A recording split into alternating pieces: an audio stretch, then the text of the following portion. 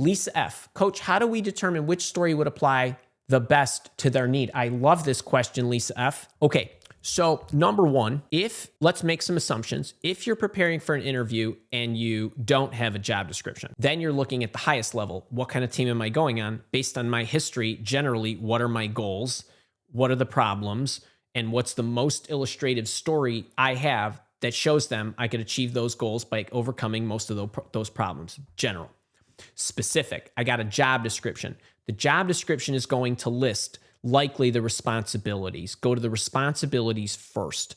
And the responsibilities might not start in the responsibilities section. There might be an overview. There might be a summary of the job. Your job will be responsible for leading the team that develops the strategy and implements the blah, blah across the whatever. Fine. Responsibilities include bullet.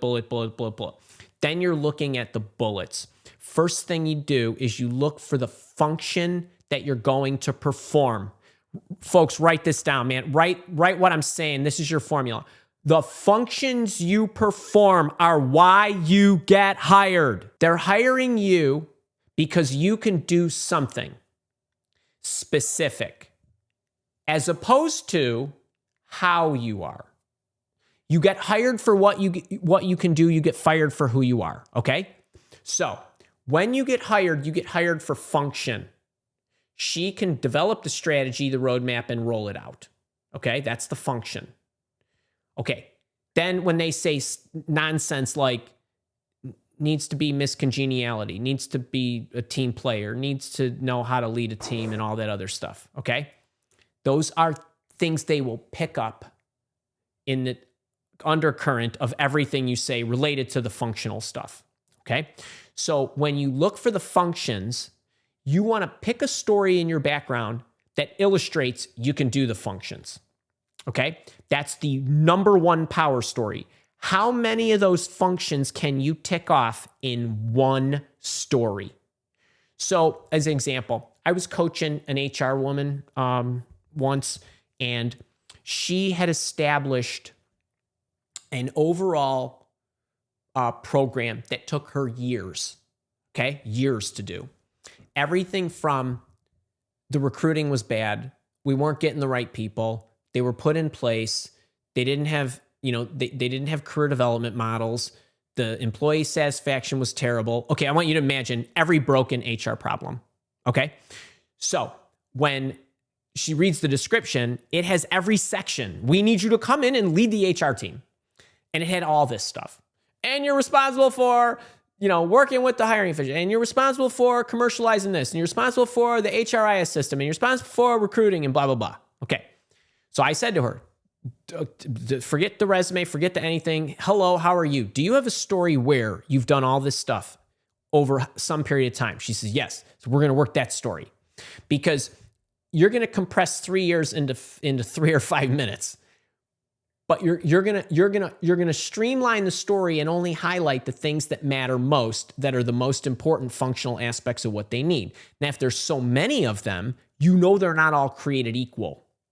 And so one of the things that you want to try to ascertain early on is, hey, I love the breadth of this position. What are the most critical areas? Now that's if you can get that out early, and you can get that out in the recruitment screen likely, so that by the time you get to the hiring official interview, you know what those are. And you could even say, the recruiter mentioned that these are some of the most critical areas. I have a project related to that. Now, the other thing you do is you can say, I have an overall program that I implemented where based on the growth projections of the organizations, the resources we needed, I was recruiting for everybody, this and that, the recruitment platform we had, I had to put in and commercialize an entire HR department. And the way I did that was, and now that could be a power story, or there might be something very specific related to the function. We need you to come in and work the employee happiness issue first. We have an attrition rate. We need you to solve that first. Well, she's gonna tell a story that enabled her to improve employee sat, but it isn't running a survey. That's an element along the way. She's going to tell a story about how she what was her assessment. I assessed everybody's happiness level. I looked at who are the most unhappy. We addressed it by department. We put in a career development model that right-sized the people with the positions and made sure we were hiring the right skilled people for those positions. We made sure they had a future look to their career development, and then we implemented it, and then we surveyed it, and after a year, this was their happiness level. And she's going to start the story in a certain spot based on what she needs to highlight for them.